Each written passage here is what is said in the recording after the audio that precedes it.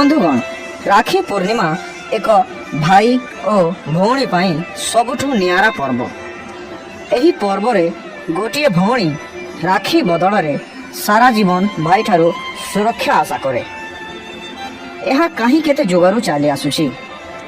आरंभ केमिति हेला स्पष्ट भाव रे केउठी भी उल्लेख नाही, किंतु एतिकी स्पष्ट अछि जे यह महाभारत जुगरू मध्य पुराणा। आज आमे दुईटी अति सुंदर कहानी सुनिबा।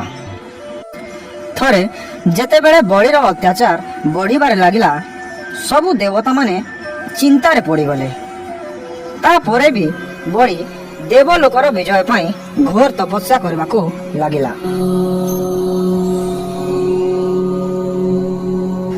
एहा देखी देवगणों चिंता आहुरी बढ़ीगला। आउ सेमाने विष्णुंक द्वारस्थ हेले।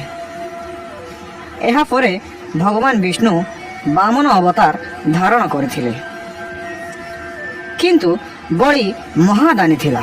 सेइथिपाई वामन रूप रे भगवान को चिन्ही न पारि तांको मागेबा पाई कहिला। तापरे भगवान बड़ी ठारू 3 पाद भूमि मागी नेले। बड़ी जेतेबेले देवा पाई प्रतिज्ञा कला, भगवान गोटिए पादरे पृथ्वी आउ अन्य एक पादरे आकाश मापी नेले। आउ पचारिले, राजा बड़ी तृतीय पाद केउठी रखिबी?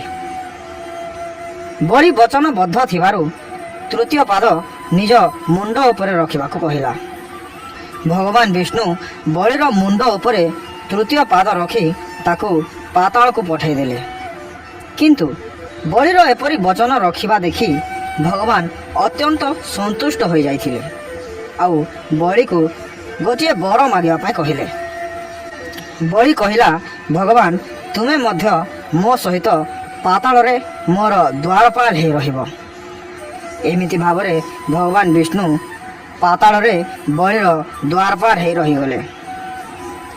अनेक दिन धरी भगवान न फेरी माता लक्ष्मी चिंतारे पड़ीगले। आउ नारद को पचारिले। नारद सबु कथा मां को गोटी गोटी करी कहीदेले। एहा परे मां लक्ष्मी नारद को उपाय पचारिले। तापरे नारद को परामर्श क्रमे मां लक्ष्मी पाताल को जाई बड़ी को निजर भाई करिथिले ओ राखी बांधिथिले। आउ ता बदल रे मां बड़ी ठारू भगवान विष्णु को मागी नहीं थिले। आउ बड़ी मध्य भौणी पाई भगवान को छाड़ी देथिला। अन्य एक कहानी महाभारत जुगरू आसे। जेतेबेले शिशुपाल सभा मध्यरे श्रीकृष्ण विरोध रे कहे, भगवान सही पारंती नहीं। से शिशुपाल 100 दोष को क्षमा करिवे बोली कथा देइथिले। किंतु सही सभारे जेतेबेले 100 दोष पूरी जाए, भगवान सुदर्शन चक्र को पठाई शिशुपाल मुंड काटी दियंती।